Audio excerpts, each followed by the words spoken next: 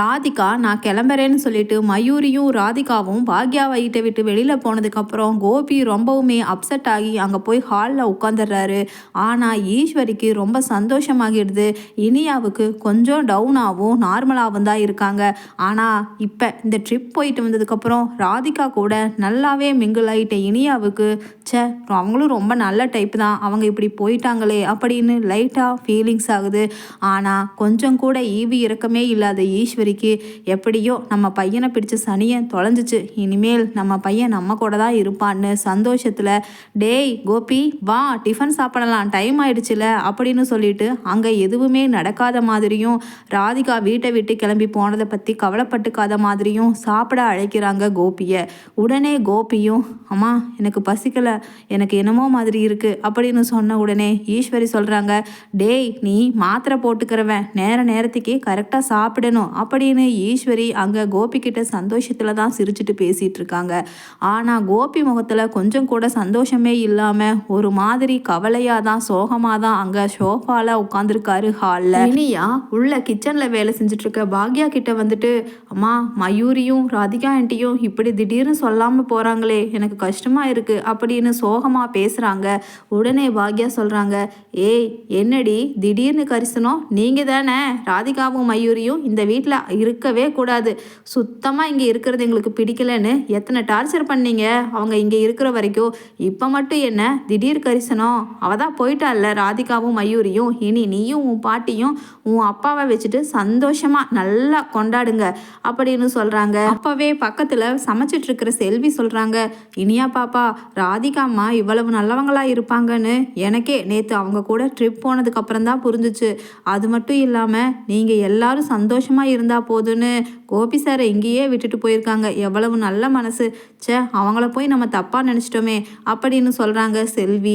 உடனே இனியாவும் சொல்கிறாங்க, ஆமாக்கா பாவம் இப்போ நம்ம டேடி இல்லாமல் அவங்களும் வெளியில் போய் ரொம்ப ஃபீலிங்ஸாக கஷ்டப்படுவாங்கல்ல, இப்போ எனக்கும் பாட்டிக்கும் எப்படி டேடி இங்கே இல்லைன்னா ரொம்ப கஷ்டமாக இருக்கும், அந்த மாதிரி தானே அவங்களுக்கு மயூரிக்கும் கஷ்டமாக இருக்கும் இப்போ அப்படின்னு இனியா சொல்கிறாங்க. உடனே செல்வி சொல்கிறாங்க பாக்யா கிட்ட, அக்கா நாம் எல்லாரும் ராதிகாமாவும் பொண்ணு மயூரியும் போயிட்டான்னு எவ்வளவு கஷ்டமாக இருக்குது, ஆனால் அங்கே பாருக்கா உன் மாமியார் எவ்வளவு சந்தோஷமாக இருக்குன்னு அப்படின்னு சொல்லிட்டு பாக்யா கிட்ட சொல்கிறாங்க செல்வி. உடனே பாக்யா சொல்கிறாங்க, ஆமாம் செல்வி இப்படியும் அத்தை இருப்பாங்கன்னு நான் நினச்சி கூட பார்க்கல, பாவம் ராதிகாவை நினச்சா எனக்கே ஒரு மாதிரி கஷ்டமாக தான் இருக்குது, அவங்க எப்படி இந்த ஒரு முடிவை கஷ்டப்பட்டு எடுத்திருப்பாங்க. சரின்னு ராதிகா வெளியில் போனாங்கல்ல அப்போவாவது இந்த கோபி இல்லை ராதிகா நானும் உன் கூட வரேன் அப்படின்னு சொன்னாரா, இல்லாட்டி ராதிகாவையும் மயூரியையும் நான் அனுப்பலை அவங்க எங்கள் கூடவே இங்கே இருக்கட்டும் அப்படின்னு சொல்லிட்டு நம்மக்கிட்ட ஏதாவது பேசினாரா இந்த கோபி, எப்படியோ அம்மா பிள்ளையா இருக்கணும் அவருக்கு அதுதான் முக்கியம் அப்படின்னு சொல்லிட்டு திட்டுறாங்க கோபியை பாக்யா. உடனே ஈஸ்வரி சத்தம் போடுறாங்க, பாக்யா பாக்யா 2 கப்பு காஃபி எடுத்துட்டு வா எனக்கும் கோபிக்கும் அப்படின்னு சொல்லிட்டு சொன்ன உடனே கோபி சொல்கிறாரு, இல்லைம்மா எனக்கு காஃபி வேண்டாம் நீங்கள் மட்டும் காஃபி வாங்கி குடிங்க அப்படின்னு ஒரு மாதிரி அப்செட் ஆகி உட்காந்துருக்காரு.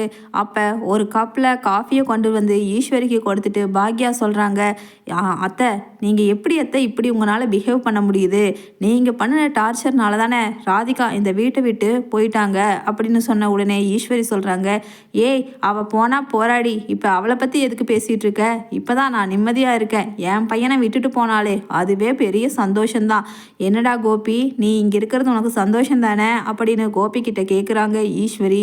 உடனே கோபி சொல்கிறாரு, அம்மா எனக்கு நான் இங்கே இருக்கிறது சந்தோஷந்தான், ஆனால் பாவம் தானே ராதிகாவும் மயூரியும், அவன் எவ்வளவு கஷ்டப்பட்டு இந்த முடிவை எடுத்து நான் வேண்டான்னு இங்கே விட்டுட்டு போயிருப்பா, எனக்கு நினச்சாவே ரொம்ப கஷ்டமாக இருக்குமா அப்படின்னு சொன்ன உடனே ஈஸ்வரி சொல்கிறாங்க, அதனால் என்னப்பா பண்ணலாம் அவளையும் இங்கே கூட்டிகிட்டு வந்து வச்சுக்கலாமா அப்படின்னு கேட்குறாங்க.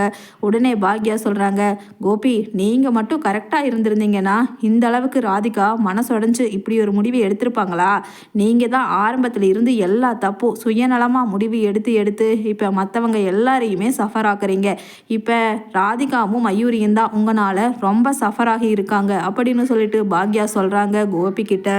உடனே கோபி சொல்கிறாரு, எஸ் பாக்யா, யூ ஆர் கரெக்ட். ஆமாம், எல்லா தப்புக்கும் நான் தான் காரணம் அப்படின்னு சொல்லிட்டு பெரிய சத்தம் போடுறாரு கோபி. உடனே ஈஸ்வரி, ஏன் பாக்யா இப்போ ராதிகா போனா என்ன? இப்போ பாரு, இவன் தானே ஸ்ட்ரெஸ் ஆகிறான். கோபி ரொம்ப ஸ்ட்ரெஸ் ஆகி இப்போ சத்தம் போடுறான். அவன் ஒரு மாதிரி ஆகிடுவான். அவனோட ஹெல்த் கண்டிஷன் பற்றி தெரிஞ்சிருந்தும் நீ ஏன் இவனை டென்ஷன் ஆக்குற பாக்யா? அவன் ராதிகா போனால் போகட்டும்னு சொல்லி தானே இவனே இங்கே அமைதியாக உட்காந்துருக்கா. இந்த சமயத்தில் ராதிகாவை பற்றியும் மயூரியை பற்றியும் நீ பேசி அவனை டென்ஷன் ஆக்கி இப்போ மறுபடியும் இவனுக்கு அட்டாக் வரணும், அதுதானே உன்னோட ஆசை அப்படின்னு சொல்லிட்டு பாக்யா கிட்ட கேட்குறாங்க ஈஸ்வரி. உடனே பாக்யா சொல்கிறாங்க, அத்தை நீங்கள் புரிஞ்சு பேசுகிறீங்களா புரியாமல் பேசுகிறீங்களான்னு எனக்கு தெரியல.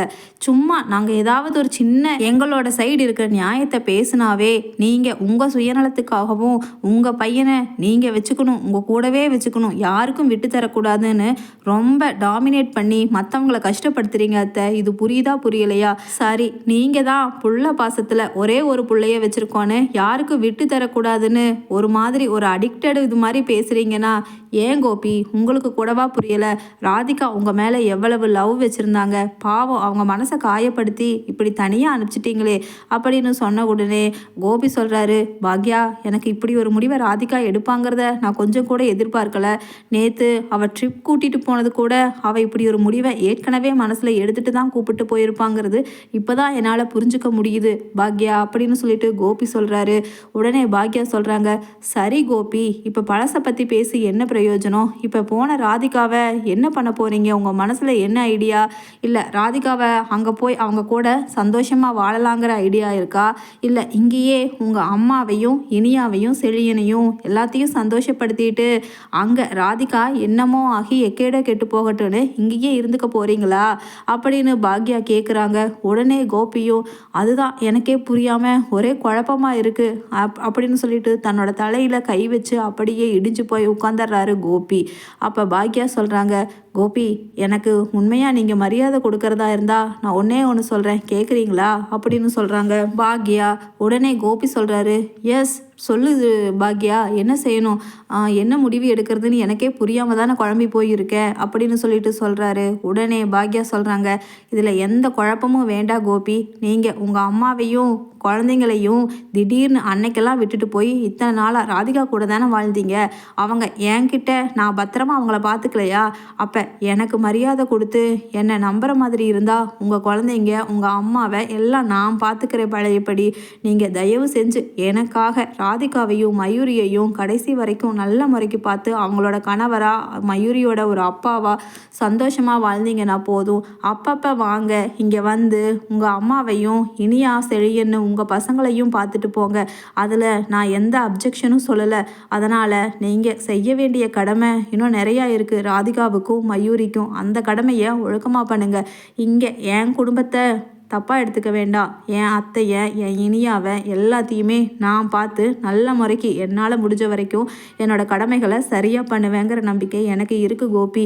அதனால் நீங்கள் அங்கே போய் ராதிகா கூடவே வாழுங்க அப்படின்னு சொன்ன உடனே ஈஸ்வரி சொல்கிறாங்க, ஏய் பாக்யா, நீ என்ன திரும்பவும் என் பையனை என்னை விட்டுட்டு போக சொல்கிறியா? என்ன நீ பார்த்துக்கிறதும் என் பையன் கோபி என்னை பார்த்துக்கிறதும் ஒன்றாகுமா அப்படின்னு பழையபடி மறுபடியும் பேசுகிற ஈஸ்வரியை பார்த்துட்டு பாக்யா கேட்டுக்கிறாங்க, அத்தை ஏன் அத்தை, அவர் ராதிகா பின்னாடி எல்லாரையும் அம்போன்னு விட்டுட்டு போன போது அப்போ இந்த பாக்யா எல்லாரையும் பார்த்துக்குவான்னு நம்பிக்கை இருந்துச்சு. உங்களுக்கு நான் நல்லவளாக தெரிஞ்சேன். இப்போ உங்கள் பையன் உங்களுக்கு திரும்ப கிடச்சிட்டாருங்கிறங்காட்டி உங்கள் மனசை நீங்கள் உங்கள் பையன் பக்கமாக முழுசாக பறி கொடுத்துட்டு இப்போ என்ன கண்டா உங்களுக்கு ஒரு இலக்காரமாக தெரியுது, அப்படித்தானே அத்தை அப்படின்னு சொல்லிட்டு பாக்யா கேட்குறாங்க. உடனே ஈஸ்வரி சொல்கிறாங்க, ஆமாம் பாக்யா, நீ அப்படியே வச்சுக்க. நான் வச்சிருக்கிறது ஒரே ஒரு புள்ள. அவனையும் ராதிகாவுக்கு விட்டு கொடுத்துட்டு என்னால் இங்கே உயிரோடு இருக்க முடியாது. அதுக்கு பேசாமல் நீ கொஞ்சம் விஷத்தை எடுத்துகிட்டு வந்து சாப்பாட்டில் கலக்கி எனக்கு கொடுத்துட்டு நான் செத்து போயிடுறேன், என் பையனை வெளியில் அனுப்புறதுக்கு பதிலாக அப்படின்னு சொல்லிட்டு மறுபடியும் பிடிவாதமாக பேசுகிறாங்க ஈஸ்வரி. உடனே இனியாவை கூப்பிட்டு பாக்யா கேட்குறாங்க, ஏய் இனியா இங்கே வா, நீயும் உன் பாட்டி மாதிரியும் உன் அப்பா மாதிரியும் சுயநலமாக முடிவு எடுக்க மாட்டேன்னு நினைக்கிறேன். ஏன்னா நீ என்னோட பொண்ணு. மற்றவங்களோட சந்தோஷத்துக்கும் மற்றவங்களோட வாழ்க்கைக்கும் நீயும் உதவணும், நல்ல முறைக்கு நடந்துக்கணும். அதனால் யோசித்து பதில் சொல்லு. உன் அப்பா உனக்கு வேணுமா, இல்லை அங்கே ராதிகா ஆண்டி கூடவும் மயூரி கூடவும் உங்கள் அப்பா அங்கே போய் வாழ்கிறது உனக்கு பிடிச்சிருக்கா பிடிக்கலையா அப்படின்னு சொன்ன உடனே இனியா சொல்கிறாங்க, அம்மா நீங்கள் சொல்கிறது தாம்மா கரெக்டு. அப்பா அங்கேயே ராதிகா ஆண்டி கூடவும் மயூரி கூடவும் போய் சந்தோஷமாக வாழட்டும். ஏன்னா இப்போ பாருங்கள், ராதிகா ஆண்டி எனக்காக தானே டேடியை இங்கே இருக்க சொல்லி விட்டு கொடுத்துட்டு போனாங்க. அதனால் அவங்களுக்காக நான் நம்ம டேடியை விட்டு கொடுக்கறதுல எந்த தப்பும் இல்லை. டேடி நீங்கள் அங்கேயே இருங்க, உங்களை நல்லா பார்த்துக்குவாங்க ராதிகா ஆண்டியும் மயூரியும். எனக்கு நம்பிக்கை இருக்குது. அப்பப்போ நான் உங்களை வந்து மட்டும் பார்த்துட்டு போய்க்கிறேன் டேடி. நீங்களும் அப்படி தான் இங்கே வந்து என்னை அடிக்கடி பார்த்துட்டு போய்க்கிங்க.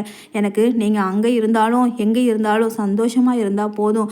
ராதிகா ஆண்டியையும் நீங்கள் பார்த்துக்கணும் டேடி அப்படின்னு சொல்லிட்டு சொல்கிறாங்க இனியா. உடனே ஈஸ்வரி, ஏய் இனியா, நீ என்ன உங்கள் அம்மா பக்கமாக சாஞ்சிட்டியா அப்படின்னு சொன்ன உடனே ஈஸ்வரி சொல்கிறாங்க, என்னால் முடியாது, என் பையன் கூட தான் நான் இருப்பேன் அப்படின்னு சொன்ன உடனே பாக்யா சொல்கிறாங்க, அத்தை அப்போ நீங்களும் வெளியில் போய்க்குங்க. கோபி உங்கள் அம்மாவையும் கூட்டிகிட்டு நீங்கள் போய் ராதிகா கூடவே சந்தோஷமாக வாழுங்க. நான் வேணா அத்தையை அப்பப்போ வந்து பார்த்துக்கிறேன். அத்தை நீங்களும் அப்படி தான் எப்பப்போ இங்கே வரணும்னு தோணுதோ வாங்க அப்படின்னு சொல்லிட்டு அந்த நன்றி கட்ட ஈஸ்வரியை வெளியில் அனுப்ப போகிறாங்க பாக்யா. உடனே கோபியும் சரி நான் ராதிகாவை பார்க்க போகிறேன்ட்டு போகிறாரு.